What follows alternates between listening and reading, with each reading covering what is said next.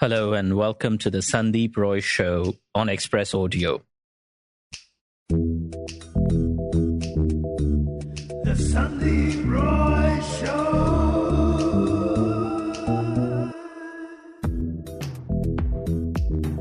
Chances are, if you ask someone who drinks what their favorite tipple is, they'll wax eloquent about a 15-year-old single malt or reminisce nostalgically about an old monk and thumbs up. Or these days, perhaps a small batch gin from Goa. But they will rarely mention a toddy or Mahua or Feni or a rice beer. Those are the indigenous liquors of India, part of Indian culture long before the whiskies and vodkas showed up here. But they're all clubbed together under the umbrella term country liquor. And most of us have been raised to look down on country liquor as cheap, second-rate, and even dangerous, as opposed to IMFL or the oddly titled Indian-made foreign liquor. But now, some indigenous liquors are finding new life as heritage liquors, even with GI tags. And some evangelists are determined to try and get Indians to wake up to the alcoholic heritage in their own backyards. Two of them join us on the show today to talk about selling our oldest wines in new bottles. Aniruddha Mookerjee is a Mahua liquids expert who has been researching indigenous alcohols for over 20 years. He was advisor on heritage liquors for the Government of Madhya Pradesh and joins us from his home in Kanha.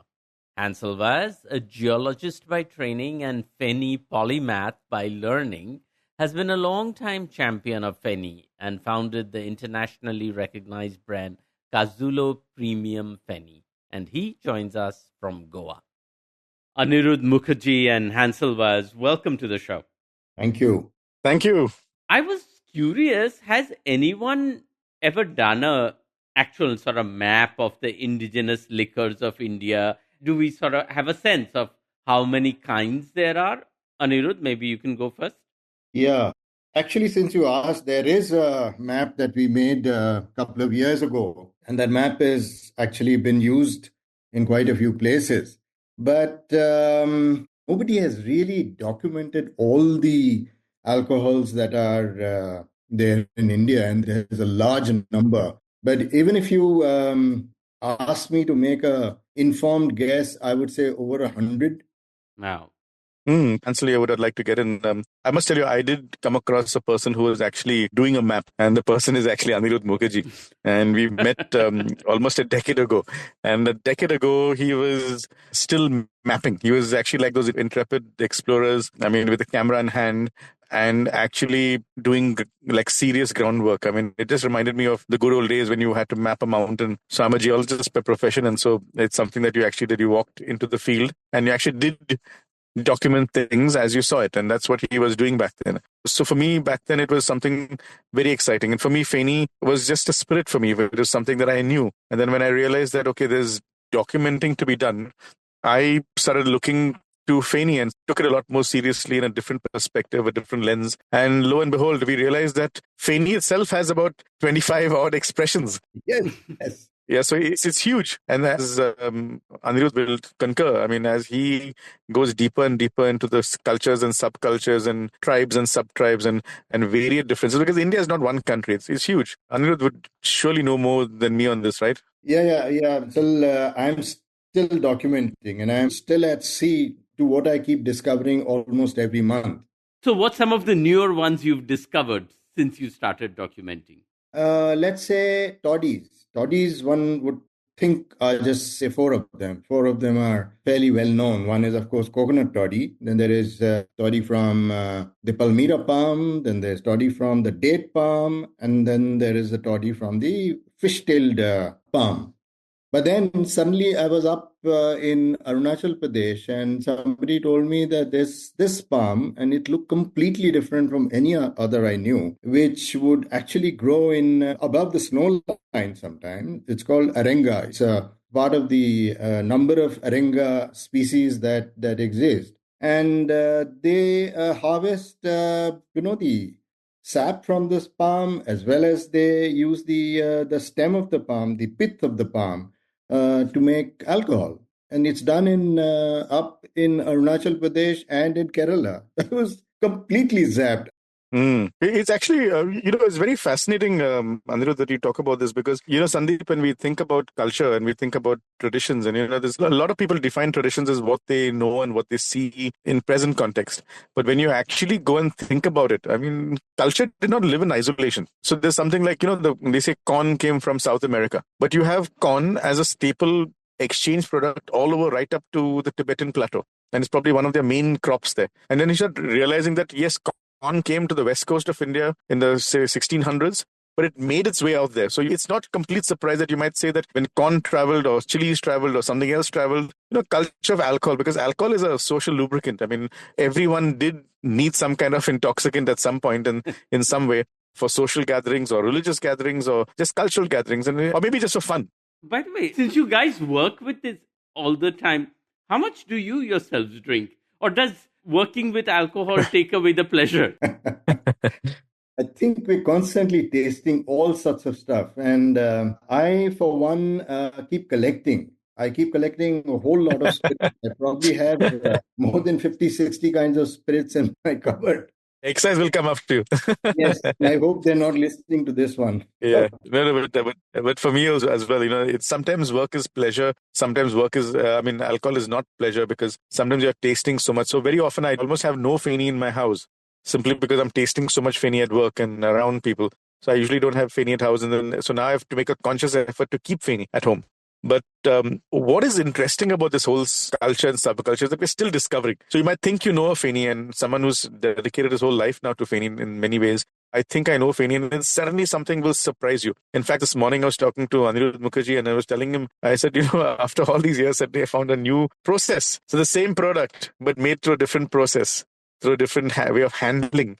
And the outcome can be completely surprising, can be completely exciting. And, so you revisit that spirit in a different way. So, I'll not tell you how many bottles I have, but I think it's symptom of a madness that we both have. My wife keeps on complaining, I don't have skeletons in my cupboard. I have just bottles in my cupboard.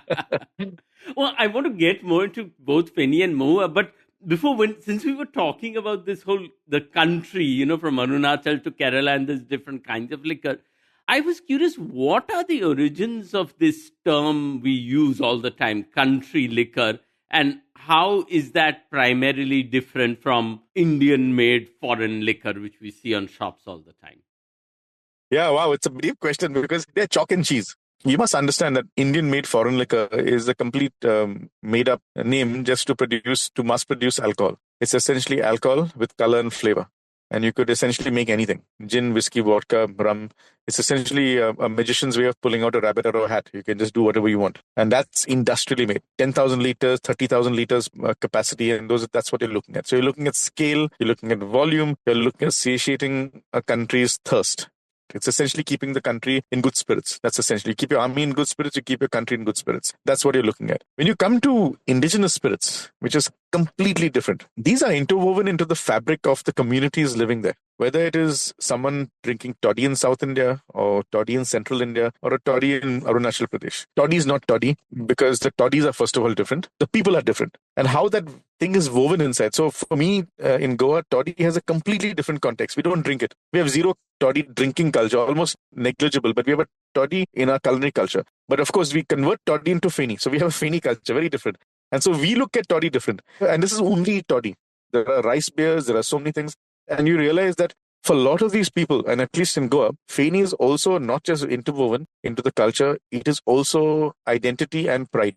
And so you cannot disconnect that. Yes, for an urban person, we can diss and sneer at a Mahua or a Feni saying, oh, I'm a Scotch drinker, I don't drink this stuff. But when you say this to a local community, your drink is terrible, you're not looking down on the drink, you're looking down on the culture itself. Sandeep, I'll just butt in here. I have been on both sides of the fence. I worked for the government, for the excise department, and I worked on my own researching the subject as a hobby. Also helped in production of, say, Mahua alcohol. To me, these are all artificial categories. These are categories created during the colonial times. For example, you have FL, which is foreign liquor, which is produced somewhere abroad and imported in here. You have IMFL, which is Indian made foreign liquor. It could be a mix of foreign liquor and liquor made here. And there is CL. CL country liquor is actually just a name, as Hansel said, for inferior quality IMFL, basically. So these are the finer, kind of differences that come in when excise people talk about CL, or they're not actually talking indigenous liquor. They're actually talking categories. But where does the prejudice that Hansel was talking about country liquor come from? I mean, I would imagine that in other countries, what we might sneer at as country liquor would be heirloom or heritage. Yeah, for example, take mezcal. Mezcal is today one of the fastest growing, very expensive artisanal alcohol that comes in from parts of Mexico, from, say, a place called Oaxaca. But mezcal is actually, by Indian nomenclature, country liquor. Right. So tomorrow, I can go to the Maharashtra excise and say, I want to sell Feni here. Like one of our friends tried to sell Feni there. And they said, this is country liquor. But he said that you are buying country liquor, you are allowing country liquor of Mexico to be sold in Maharashtra. You will not allow country liquor of your own country to be sold in Maharashtra. And they allowed it to be sold as IMFL with a far higher tax. So I'll weigh on this in a different way. Since I'm very well versed with Feni, I'll weigh in with Feni itself. So what I noticed, and you compare Caju Feni and Coconut Feni. There are both country liquors, and both are looked upon with a lot of pride in Goa. So we never look at it as an Adivasi drink or whatever. But within Feni, Caju Feni has a slight premium. I mean, it's respectable to be called a Caju Feni distiller. But Coconut Feni you're considered a little lower class or OBC or something like that. So you generally have a perception that is considered slightly inferior. And so I come in from a different perspective as well. So I'm a Feni distiller, a Feni maker, brand owner of Feni. Also, my family runs a few liquor stores all over Goa. We run a chain called Vaz Enterprises, where we also sell liquor, Indian liquor, foreign liquor, and country liquor. I'm able to see the alcohol industry from a customer's point of view. And when it comes to alcohol, we suddenly start realizing that blue-collar people want to drink a brown spirit first. And white-collar people want to drink something, whatever the West is doing. When Mahua first came out, I think the narrative which a particular brand had picked up was saying this is an Adivasi drink. And very quickly we realized upper-class people started saying, hey, I don't want to be drinking an Adivasi drink. It's almost like I'll become an Adivasi. And that's what we started seeing with Coconut Feni. People would drink Caju Feni, no problem. But the moment they drank a Coconut Feni, almost became a peasant. So for a lot of Indians, when they look at any traditional indigenous spirit, because they're so embedded in tribal culture or local culture, people don't want to be associated with that culture for fear of being categorized as one of them. So you always want to be we have the superior thing of being slightly superior. And so that was there. Caju Feni never had that. Caju Feni, whether you're lower class or upper class, everybody produced it, everyone drank it. And so in that way, Caju Feni was probably one of India's first spirits to break those shackles and move up, because the sellers, the drinkers and the producers never had that stigma.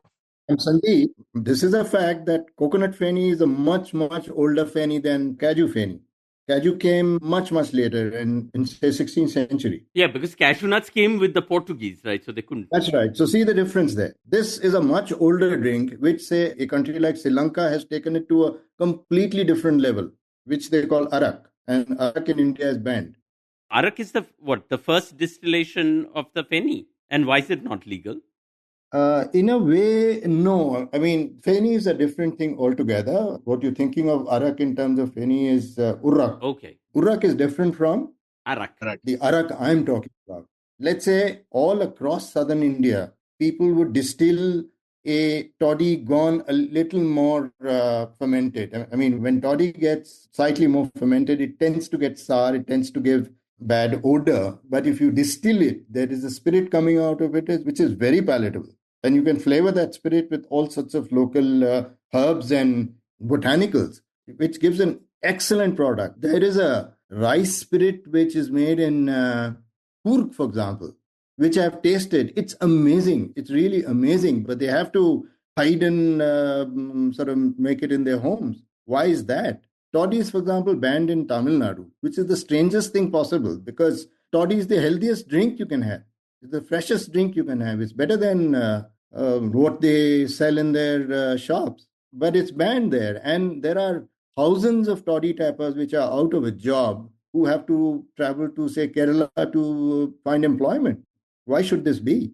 So, this attitudes that Hansel is talking about, do we also trace this to sort of colonial hangover in a way? Because I know there was a British Mahua Act of 1892 that forbade the gathering of the Mahua flowers and manufacturing of the spirit. Was that really in order to push what is now being called IMFL in the Indian market? Not really. You must remember that the Mahura Act was confined to the Bombay presidency. So you were talking Gujarat, you were talking parts of Maharashtra, you were talking parts of central India, but the rest of the country, 13 states sort of pick Mahua, produce the spirit. So places like Andhra, parts of West Bengal, Bihar, Orissa, even edges of Tamil Nadu and Karnataka continued to drink the spirit, but did have a lot of impact on the legal status of these drinks across the country. I'd like to weigh in on this thing. What I was going to say is that in modern India, we try to always find a bogeyman somewhere. We'll try and blame the British for something. We'll blame the Mughals for something else. We'll blame. The British are easiest to blame because they can't really object. So we blame Nehru otherwise. So we're always blaming someone. I think in some case it becomes for me when I look at it, is we tend to find a scapegoat and blame someone. And in my work, because I'm kind of bridge, because I make cashew Feni and coconut Feni, and I sell all kinds of spirits. And I was trying to, in my head, try and break it up, because you need to find that pinpoint. What is making the decision makers think different? What is making the consumer discern between paying for a Mahua or a Feni versus paying? They will struggle to pay 1,000 rupees for a good bottle of Feni, but you wouldn't mind paying 50,000 rupees for a bottle of whiskey. You will serve a 3,000 rupee whiskey at your wedding, but you'll not even serve a 1,000 rupee bottle of Feni at your wedding. As painful as it was, I had to socially watch it, read it, and this thing. And I finally, it boiled down to one simple thing. It's our caste system. We are so scared about being associated with someone inferior. So when it came to these kind of drinks, British have left over 70 years ago. We've still not changed our attitudes towards the spirit. Forget the British, forget the policymakers. Take a bartender. Which bartender is going to champion a Mahua? Which bartender is going to champion a Feni? There was only one bartender in recent history, Carl Fernandez, who said, okay, I'm going to be brand ambassador for Feni, and who really evangelized the spirit. And he said, okay, I'm really going to push Feni all together. And he did that. Very few bartenders have been able to stick their neck out and do that. They'll do a world class, they'll do Bakari Legacy, they'll do some monkey shoulder challenge. Feni Mahua become very difficult to push out simply because, or even toddy for that matter. You'll drink toddy in a toddy shop. Name one 5-star that I said, okay, I'm going to create a toddy shop experience in my 5-star. Yeah. But is that changing though, Hansel? Because the fact that we are even having this conversation might not have happened 20 years ago. It wouldn't have happened 3 years ago. Yeah. Oh, 1 year ago, for that matter. Yeah, 1 year ago. So something's changing. Why is it changing? No, so I'll tell you, there's a culmination of a lot of factors that is making this happen. In fact, we run an experience at our distilleries where people come and visit us and see how Feni is made and learn, experience Feni in a different way through a lens of culture and history. And we are certainly seeing a lot more people turning up, a lot of people asking, a lot of discerning people. And this never happened a few years ago. 10 years ago, Jampman was the only fellow who listened to me and who decided to come on me on a trip. And nobody came for 5 years after that. So about 15 years ago, we all drank vodka because I also run a liquor store. We primarily sold vodka. After vodka, it became wine. Wine took over the world. Wine took over India. Sula came in and it became really big about 15, 18 years ago. Wine took over. After wine, it became single malts. Single malts, I remember back then, was so difficult to sell in India because people didn't know what a single malt. They knew what scotch was. Then they graduated to other stuff. And finally, most recently, they drank gin. Now, gin was an interesting game changer for India. Why? Because it was a white spirit with flavor. For the first time, we had Indian consumers agreeable to a spirit with flavor in it. Because till then we drank only vodka. There was no flavor. Right. And what gin did inadvertently was you had people introducing Gondraj lime. Half the world, I think half of India did not know what Gondraj lime was until Greater Than brought Gondraj lime. And then everyone said, okay, we want to so every gin was putting Gondraj lime. Then after that, suddenly everyone said, we are using Himalayan juniper. And everyone started using Himalayan juniper. So you're suddenly looking for Himalayan juniper flavors versus Macedonian juniper. And then it came hemp. So what it did inadvertently was get people used to flavor in their glass. Getting used to new flavors in your glass. Open to flavors in your glass. It could be bad or good, smooth or rough. but at least it was flavor in your glass. You kept your mind opening. What is the new thing? And you bought a product because it was new. Now what happened? After that, we've got tequila. The tequila and mezcal have taken the world by like a tornado. It's kind of opened up everyone's palates, taken over bars, restaurants, everyone's imagination, simply because people like Dwayne Johnson, Kylie Jenner, George Clooney, everyone's come into it. It's become a huge party. But what did tequila do? Well, tequila went into smoothness and, fancy packaging and very cool. Mezcal came out as rough as guts, characterful spirits, flavor. You're getting the smoky flavor in this. And so suddenly people are looking at white spirits with character in your mouth. And you know what? I think this is where Indian indigenous spirits can carry on. Yeah. Simply because now India's palate is ready for white spirits with botanicals and white spirits with character in your mouth. And that's where Feni comes inside. That's where Mahua comes in. We are following 450, 500 year, maybe 1,000-year-old recipes. You look at when I went into Chhattisgarh, Aniruddha Mookerjee will tell you about what it is. But when I went there, for me, my eyes popped out simply because I was seeing something that the world should pay hundreds of dollars for a glass of that, because you're following maybe at least a 500-year-old recipe and a 500-year process in 2024. Unbelievable. Where the soul of the spirit is completely unchanged, completely protected. That's what we're selling. One important change that's happened, let's say in the 5 years or last 10 years, is there's a lot of pride in India. There's a lot of pride in products that are made in India. The older lot are really still sticking to brown and Scotch. But the younger lot are very keen to experiment. They're very keen to see what's coming out of the rural hinterland.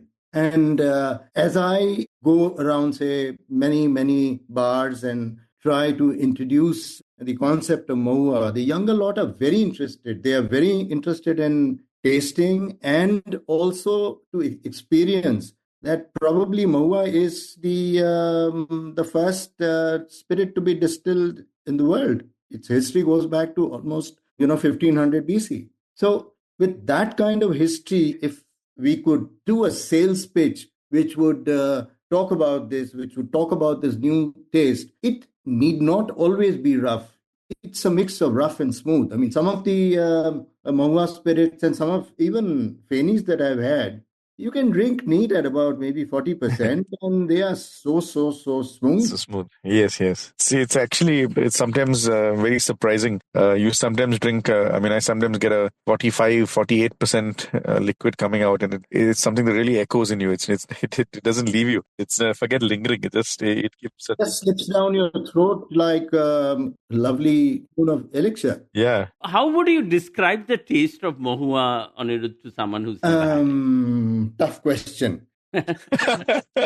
I would say it's a mix of earth, a little bit of banana, a little bit of musk, and most importantly, it sometimes reminds me of, rice alcohol.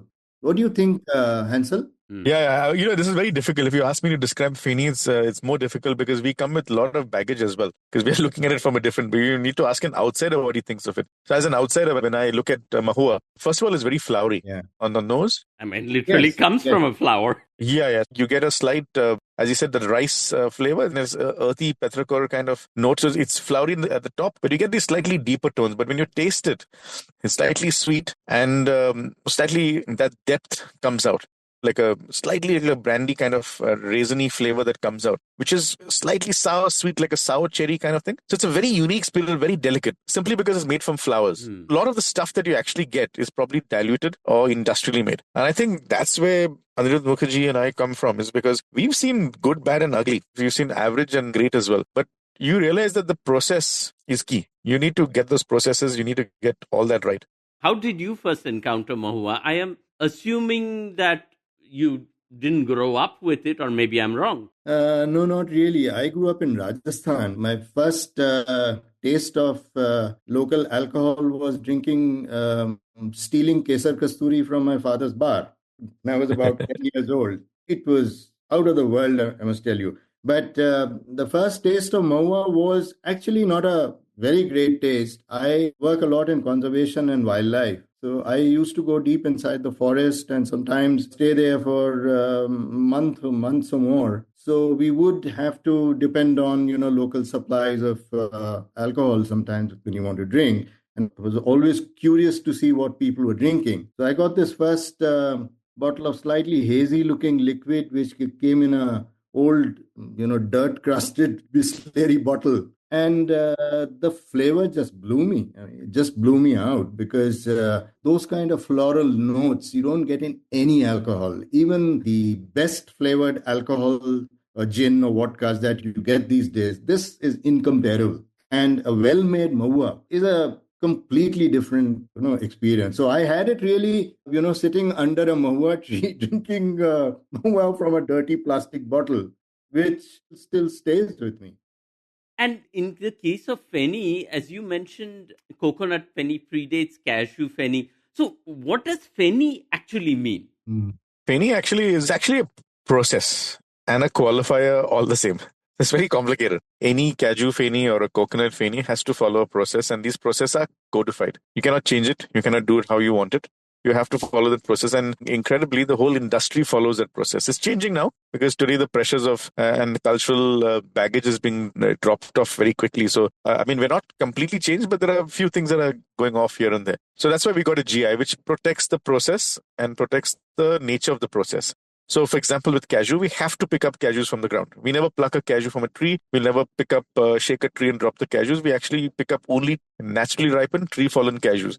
That can be crushed anyhow. We don't care whether you use your feet or use a machine, use a pulper. You squeeze it, take out as much juice as possible. And then it has to go to a natural fermentation. Both Feni and Mahua use wild fermentation. I think Mahua does use some kind of, they use yeast sometimes, but we in Goa, completely by cultural law, it's completely taboo to put any kind of yeast inside. Baker's yeast, brewer's yeast, completely no. You have to let the yeast come by itself. So wild yeast. Now wild yeast has got so many species, so many kind of natural species that, each kind of yeast consumes different kind of sugars, producing layered complexity. Most spirits will use cultured yeast, which is one species. So one species consuming one kind of sugars, producing one-dimensional alcohols. But in our case, because it is wild yeast, multiple species consuming different kind of sugars, producing different kind of alcohols. Now, I'll just tell you what happened yesterday. I was invited by ICAR to give a talk, to be a moderator for something. So I went to ICAR, which is the Government Agriculture Institute. And one of the scientists said, Hansel, I was leaving. It was already late, 7 o'clock. And she said, please, can you come to my office? I want to show you something. I'm quite excited. So I said, okay. So I walk into the office and she shows me a bottle of cashew juice. I said, have you seen this before? Is this cashew juice? I said, yes.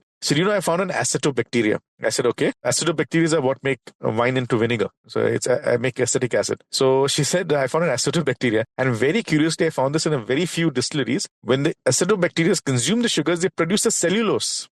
Mm-hmm. I was like, okay. And she showed it to me. And I said, oh gosh, I've seen this. I said, is this cellulose? And I thought all this while, I thought it was the sap of the tree that forms on top. And she said, this is an edible cellulose. This is a major breakthrough for India. Because we have very few acetobacteria producing cellulose anywhere in the world, and we've not even documented these things. And this is coming out. So that's where the layered complexity comes out. Now, once we get this very layered complex wine, we then distill it, not once, but twice. And that's the process of Feni. You have to distill twice in a pot still on a wood fire, nothing else. And it has to be cooled in a copper coil or a clay condenser. So this is the process. But what qualifies it is the shake test. You shake the bottle and you get bubbles. And that, in Konkani, the bubbles means fen, which gives the word Feni. And that is what a Feni is. And you might think, okay, shake the bubbles, you might laugh, but in Japan, they do the same thing. They have on the island of Okinawa, they drop a rice spirit from bubbles, and the Japanese word for bubbles or froth is awamuri. And when it forms awamuri, the spirit is called awamuri. In Mexico, they do the same thing. They'll drop mezcal from a height. It'll drop down from bubbles. When it from bubbles, it's called a mezcal. And that's how it is. Any traditional distiller will do that. Correct. In Mahua also is the same thing. They just see how much of fen is coming on top, and they know how the strength of the drink is. What do you all call the bubbles in Central India? Fen. Oh, same word. Okay, we also call it fen as well. Yeah. Yeah, in Bengali also we say pana, so it's the same bubble. Okay. But Aniruddha, has Mahua also applied for a GI tag? Would it help it? It will have to be a joint effort because every region, say 12 states, produce their own kinds of Mahua. And within those 12 states, there are very, very, very different little differences, subtle differences in processes. So it will have to be a GI within a GI. So that process has begun, but it'll probably take a little more time.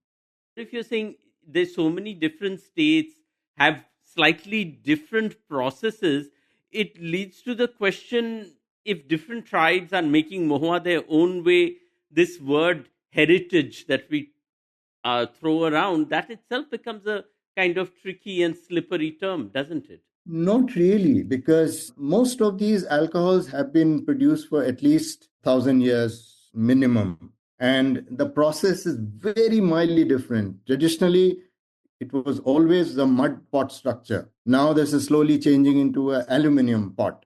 But the flavor that you get out of a mud pot, for example, is very different from the flavor that you'll get from a metal. Correct. Slight differences from, say, yeast that would be in, say, where I'm sitting in Kana today. The yeast here would be very different from a yeast, let's say, in Orissa, or let's say just 10 kilometers away, the yeast would be different. The terroir, the soil would be different. So the mahua that is being grown in those parts would have a slightly different flavor. People who drink this all the time will be able to, make the difference. I'll just weigh on the same question on the GI. And I've done a lot of work, and Aniruddha has closely been following the work, and how many times this GI thing has exploded on my face and burnt my fingers, burnt my hand. It's like the most dangerous thing to work with, simply because you're talking about culture here. And as I said, it's a process. It's also a qualifier, but it's also limited by Goa's political boundaries.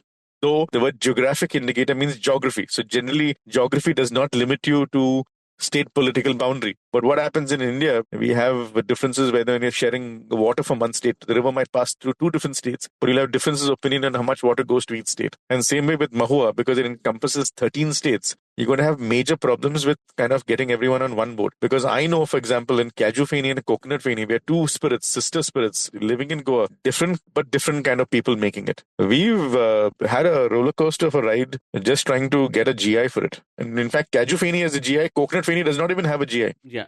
There's actually a hearing which I have to go for, which is essentially trying to put them together. And we're just trying to find a compromise, but you have to understand that that's why I said in the beginning, it's not just a drink, it's identity, it's culture, but it needs to take stakeholders on board, lot of mediation, lot of diplomacy, lot of work to kind of keep everyone's interests in play. And I've seen this firsthand in Feni, and it's been the toughest things. So, for example, is Cashew Feni, Hansel, a heritage liquor in Goa, but is Coconut Feni also a heritage liquor, or is it only Cashew Feni?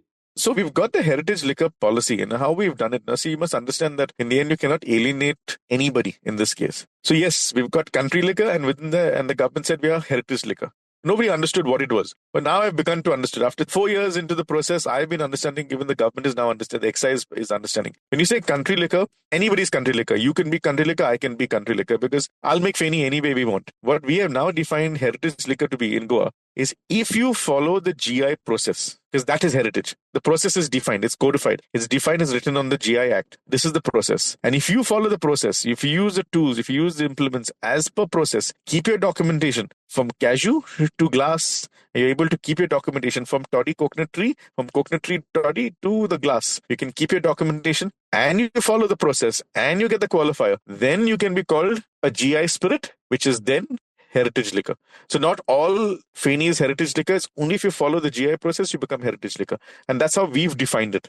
Okay. We've done the same thing in Madhya Pradesh. We've said that this is a process to be followed, and this process in the end should meet the FSSAI norms. If that happens, then this is heritage liquor. Anybody making a Mahua will not be called heritage liquor at all. See, I'll just explain one more thing in that same thing, Sandip. Yeah, go ahead. The difference is, see, for example, why would everyone not want to be heritage liquor? Why? Simply because following the heritage process is a pain in the backside. Number one, you have to keep papers. Number two, you have to keep documentation. And expensive. Very expensive. And expensive because, see, we are talking about using the traditional, we're not talking about going industrial. And so it's very complicated. Not everyone's cup of tea. Sometimes a guy just wants to produce and say, you know what, I don't want to keep all the paperwork. Some guy probably has some other intentions. So we cannot alienate them. Everyone has intentions. Everyone has something to do. We do that. But what if someone wants to follow the process? What if someone wants to make the most perfect mud pot mahua? Does he get clubbed with everyone else? Is there any difference? Should you pay for, then how do you do just branding? Do you put a premium just on MRP? Or how do you tell that story? And that is where this whole GI thing comes into play. But once this GI thing comes into play, and if you follow all this process, then is the end goal for something like that premium Mahua or Feni to no longer be called a country liquor? Does it come out as an IMFL, although you can't call it foreign at all. I guess IMIL. No. Sandip, interestingly, I'll tell you. So Feni has just done something that we want to do. So yes, I'll follow the process, but who's going to assess that process? So we needed something called a confirmatory assessment board, which we finally did, which we've been asking for 18 years ago. We started off asking. We got the GI in 2009 and we finally got it 2 months ago. 2 months ago. And this is very interesting case scenario where the producers wanted accountability. Nobody else wanted accountability. There was almost policy paralysis in that regard. And finally, we had a very young, bright IS officer who came as commissioner. And she said, you know what? we made a patent plea to her. And she said, okay, I'm going to do it. I'm going to bell the cat. And she said, let's form the board. And we had a first inspection last week. We're going to do more inspections in the coming few months. And by 2025, India, not Goa, of course, and India will have its first GI-assessed heritage spirit. We'll have the champagnes of Feni. So let me put context. You can make sparkling wine in France. It will not be called a champagne unless it's made in the Champagne region and unless it follows method champenoise. And that's what we are saying. You want to become the champagnes of Feni? You got to follow the GI process in Goa with your documentation, your method, Fenoise, whatever, and then you'll be called a GI heritage Feni. That's what we're doing. And this will be India's first breakthrough spirit that way. And I think Mahua is going to be the next, should be the next spirit following in our footsteps. May I just butt in here? Any GI product to be able to carry a GI, the label on it, has to have this committee in place. And every product that has this tag does follow this. So actually, it took a very, very long time for Feni to be able to do that. And I'm so glad that has happened. So sorry, Aniruddha, I'll just say, people say, why didn't you do this before? It looks so simple. You know what? The maturity has to come in, the understanding has to come in. Diplomacy again, getting all the stakeholders together, everyone to agree to inspections, to allow inspectors to come in, everyone to agree that, okay, this much paperwork is required, everyone to agree that this much investment is made. And you know what? An average Caju Feni distillery produces about 5,000 liters per distillery. So imagine after all this process, you can make only 5,000 bottles per distillery. Now imagine 10,000 bottles telling Diageo or Pernod or some big behemoth of an alcohol industry that I make 10,000 bottles a year or 5,000 bottles a year per distillery. They'll laugh at you. What is 5,000 bottles? It's a smidgen. It's nothing. So in the end, is this worth it? Yes, it is worth it. Why? It takes the price up. So if you want the real heritage spirit of India, you should pay like the French. Pay 10,000 rupees a bottle like how they pay for champagne. But is that a challenge you face, Aniruddha, when you try to do, you said you go to bars, talking to bartenders and saying, will you use Mahua? Like, even if you're trying to do this process-approved, best quality Mahua ever, do you still face the prejudice saying, look, at the end of the day, it's still country liquor? Sandip, I will not go to every bar. I will select my bars to see where Mahua would be more acceptable, and I'll start with those. And we have begun to do that because that is where, the word will spread from there. The other interesting way, which Feni will also, I'm sure, will do, is to get some standing abroad. For example, France, they are making a brand called Ma. And if everybody loves Ma, which is a Mahua brand, which is a Mahua liqueur, Indians will sometimes say, oh, France is actually drinking Mahua, so must be something good in it. So that's another way of going about promoting our Indian spirit. Correct. Yes. Sandip, I think Mahua, Feni and all these indigenous spirits are not India's story. It's an international story. Desmond has launched a Mahua in Goa for a long time. You'll be hard-pressed to find a Goan to be toasting on a Mahua at a celebration. Same way, I would not expect a Punjabi or a Kashmiri toasting Caju Feni during a festival. It's a very different thing. India is very culturally distinct. I mean, I don't think so Mahua or Feni has that money to pay people to endorse their brands or pour their brands. It's something that, again, resource-wise, we're completely different. But where Feni and Mahua actually have a story is on the international scene. We will need to showcase ourselves. France, the United Kingdom, Americas have done that exceptionally. They've ruled the roost for the last 50, 100 years, and they've done that. They've kind of got the world to see their culture through their food and their drink. Everyone's drinking Coca-Cola, everyone's drinking Scotch. If India wants everyone to start eating chicken tikka masala and tandoori chicken and biryanis, and maybe they're also going to need to have something to pair it with. Are we going to pair it with an Old Monk? Is it going to be Kingfisher beer? Is it going to be a whiskey? I mean, I'm sure Amrut and these guys have done great jobs. But can you convince a Scotsman that our whiskey is better than theirs? Impossible. The Japanese will say, boss, the Scotch make terrible whiskey. Our Japanese whiskey is better. What is different and what is interesting about what Mahua is and what Feni is, both these spirits, and probably all our Indian spirits together, I cannot say about the others, but Mahua and Feni are two original spirits. Nobody in the world makes a spirit out of flowers. And that also Mahua flower. Nobody in the world makes a spirit out of Caju. Nobody in the world uses only wild yeast. Yeah. Nobody's following a 450 or 1,500-year-old process in the 21st century. Elon Musk is going to the moon and catching rockets out of thin air. We are still lighting distilleries with a matchbox. That's the fascinating part.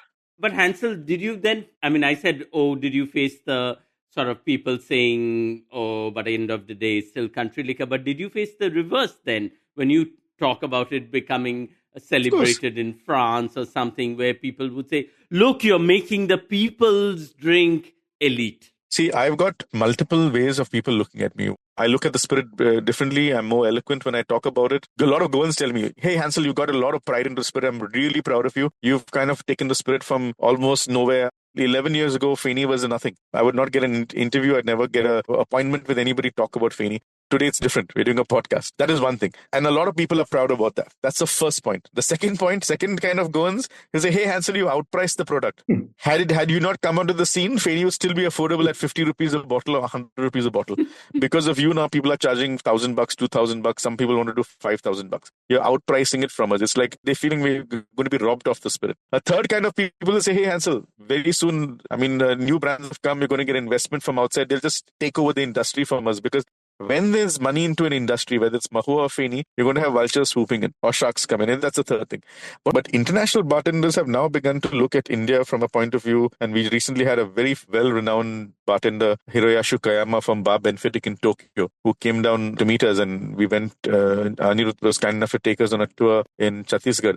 And I asked him, I said, Kayama-san, I said, you've traveled the world. And he does this every month. He's traveling to a different country. You've traveled more than 50 odd countries. I said, what do you think of the world spirits and what do you compare to us? And he said, with all honesty, I'll tell you something. He said, I've been around the world a zillion times. What I like about India is you all have that something that nobody else. You all have that X factor. Every time I come, I see something original.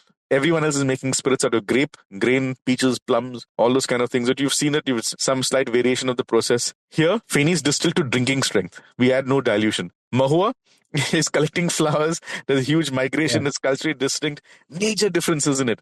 They'll make a Mahua wine what's that thing we tried? Aniruddha, that thing that we tried, that wine, that dark wine, burnt wine? Suram. We make a Suram. It blows people's mind. I'm telling you, we've not scratched the surface. What is going to happen, Sandip, is I think the international world is going to discover Feni and Mahua. They will take it out. I think before Indian bars in Delhi and Bombay will serve it, it'll be international bars that will serve it. And that's where Feni and Mahua is going to be.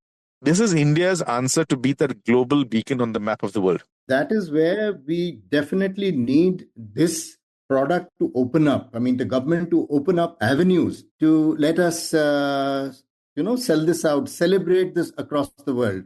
Well, you're an advisor to the government, aren't you, on heritage liquor, Aniruddha? I was for the last 2 years. My contract has just finished. But yes, I was. Okay. But I'm saying the government is awake to this idea clearly. But that brings us to the question, sort of following up on what Hansel is saying, if it becomes celebrated internationally, if, there is a lot of interest in it, do you also worry that Mahua, which is so important to the Adivasi lifestyle beyond just being a drink, will become just a drink? How do you protect the Adivasis whose culture is so much built around Mahua? See, a very simple thing that we did in Madhya Pradesh was that we did not stop them from making their drink at home. We said, you continue doing what you're doing, but if some of you want to get together and use a slightly improved technique to make a more, evolved product, please go ahead and do so. And we don't expect that product to be sold among those people because they'll never be able to afford it. So as long as people can do their own thing, continue to do their own thing, there is no problem in creating a specialty product out of a heritage. And you worked with the self-help group, which are largely being done by women. Is that right? Which is interesting, right? Because you don't actually associate women that much with the liquor market. Across India, alcohols in India, it's women who produce it. Across India, absolutely. As soon as this starts getting commercial, as soon as money starts coming in, then the men come in. As soon as it becomes an IMFL as well. But anything that has been made at home, traditionally in Europe also, when they made beer because water was so bad that they wouldn't be able to drink it, it was the women at home who were making beer. Correct. I'll just weigh in on this. With Feni also, I have one master distiller, a lady. But she's ready to retire now because she's gotten old. But she was my master distiller for a long time in for Kazula coconut. She held for almost 30 years. She's been distilling for my family only, a lady, and a lot of it there. And it's very interesting because they hold the money, they hold the purse strings. The husband was the worker. He would fill up the pot, he'd tap the trees, he would do all that work. And she was the master distiller. So very interesting. The perception of alcohol with indigenous spirits in the country within indigenous culture is very respected in women. So it's a totally different thing. As you go into IMFL, it is totally different. Whereas making it or selling it as women is fine. What I was going to say is, sorry to jump back into things. Also a question of scale, Hansel. Scale, yes. When the scale starts going up, changes. Yes. Yeah. When it becomes a bigger industry in Feni as well, Kaju Feni, when the industry becomes slightly bigger, then suddenly it becomes a man job. I mean, it's perceived that he's better at running a bigger operation. So it feels like you guys have a bit of a double-edged sword here. I mean, you want it to grow, but not too big. You have to understand what is making Feni so special, what is making Mahua so special. It is that small boutique batch distillation. Let me tell you, if I make biryani in 1,000 kilos in making a dal for 1,000 people, if I put an extra bag of haldi or a little extra salt, a little extra coriander, is it going to matter? It's not going to matter because that's made in a big way. And that's what industrial spirits are. When you're looking at Feni and Mahua, I'm doing 150 liters. When I went to Chhattisgarh, this guy was making 9 liters. It's like trying to make biryani under a microscope. Yeah. There's no scope for any error. That is where mastery comes inside. That the kind of, the quantities these guys make at home or artisanally make is kind of quantity which a small size industrial distillery will just throw away. That's their waste in a day. So where do you see this future going? I mean, there have been reports online that in the US and perhaps in other sort of parts of the world, the developed world, so to speak, the younger generation is now drinking less. Have you observed whether that's the case in India as well?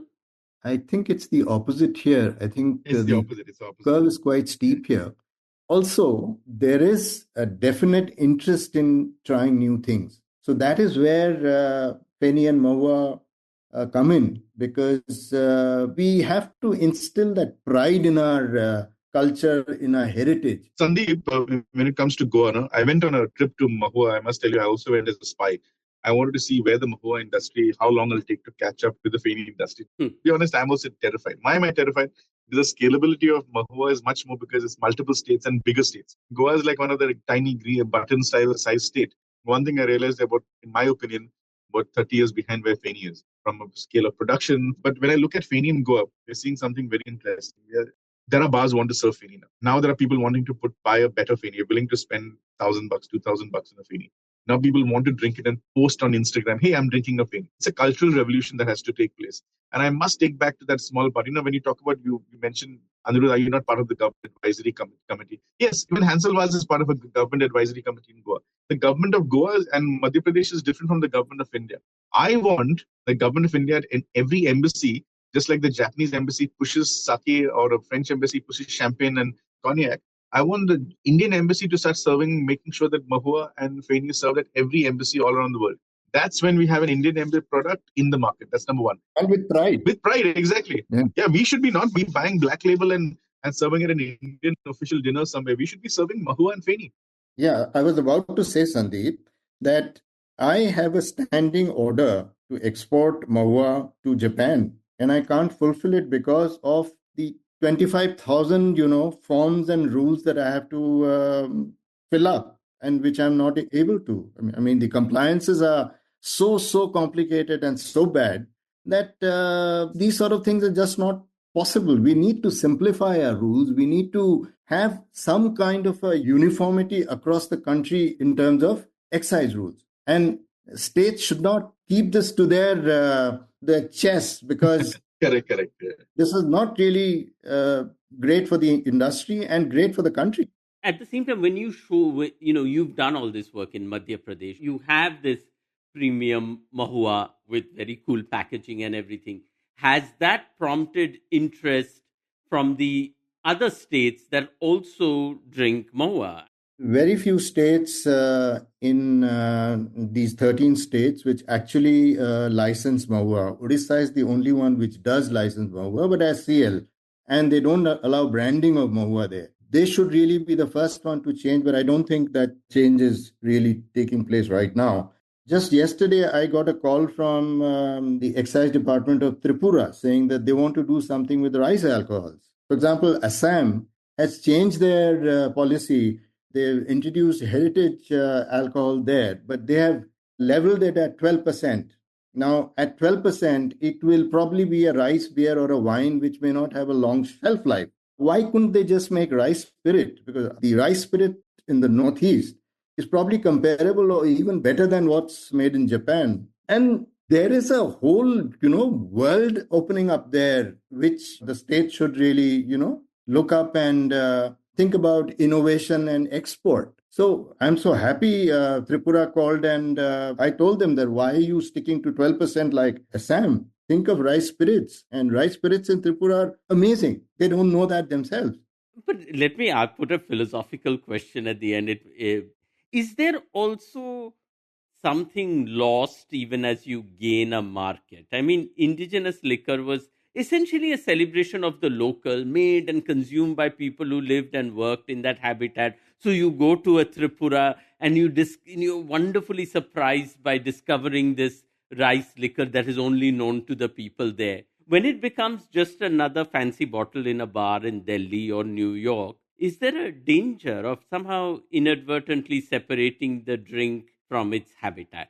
I don't think so, Sandeep, because as long as we let the tradition survive in the little niches that it has survived in, there is no reason why a premium brand or a premium bottle will kill that enterprise. Manipur, for example, has so many little bars and niches which make wine as well as spirits out of rice. It's the plethora of products available is quite amazing. But if I start making them in a boutique way and selling them outside, that doesn't mean that the tradition there of making it at home stops, because this product is more expensive and it's not meant for the local everyday drinking. Right. So that will survive, and that pride that they have in their product, drinking what they make at home, will survive. I'm very sure of that. Well, we're almost out of time, but before we go, I thought I would ask each of you, what is your favorite way to drink Mahua or Feni, and your favorite cocktail with it? And I don't care if Aniruddha takes Feni and Hansel takes Mahua, or whichever way around you guys want to do it. You go first, Hansel. Yeah, so he's throwing the ball in my court, smarty pants. So when it comes to Feni, my favorite Feni is Dukshiri. I mean, there's no bones about it. I mean, there's a sophisticated kind of Feni.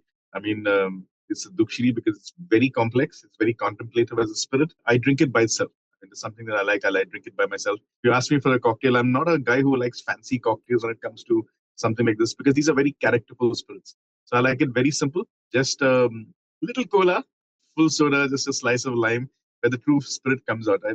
If you ask me how I like a Mahua, I tried a bee's knees. I think that's the best way to drink a Mahua right now. Aniruddha? For me, Mahua, I have always had neat with a little bit of maybe tonic in it or soda, but a little bit of water, brings the bouquet up. And it is really, feeling that floral on your tongue, on your palate, or just sniffing it. That is the best part of drinking Mahua for me. And I try and find new flavors in it, a new floral in it when I go to a different place. So that for me is the best way. Yeah, bee's knees is also very good, but bee's knees is largely I give it to first time people who are tasting Mahua, because many people just can't take the flavor too well. Well, we'll have to leave it at that. And I think usually we say thank you at the end. I guess this one it's more appropriate to say cheers and raise a toast. But thank you so much, Aniruddha Mookerjee and Hansel Vaz. Thank you. A pleasure. Not at all, Sandip. It was great speaking with you. Hansel Vaz, sometimes called the Bruce Springsteen of Feni, founded the brand Kazulo Premium Feni and created the first Garrafao cellar at Fazenda Kazulo. Aniruddha Mookerjee helped design Madhya Pradesh's heritage liquor policy and set up model distilleries for women's self-help groups, which now produce India's first commercial tribal Mahua brands, Mond and Mohulo. Raise a toast to us on Facebook and Twitter and Instagram at Express Podcasts. This show was produced by Shashank Bhargav and edited and mixed by Suresh Pawar. Thanks for listening. Happy Diwali. And if you have a drink, drink responsibly. This is Sandip Roy on Express Audio.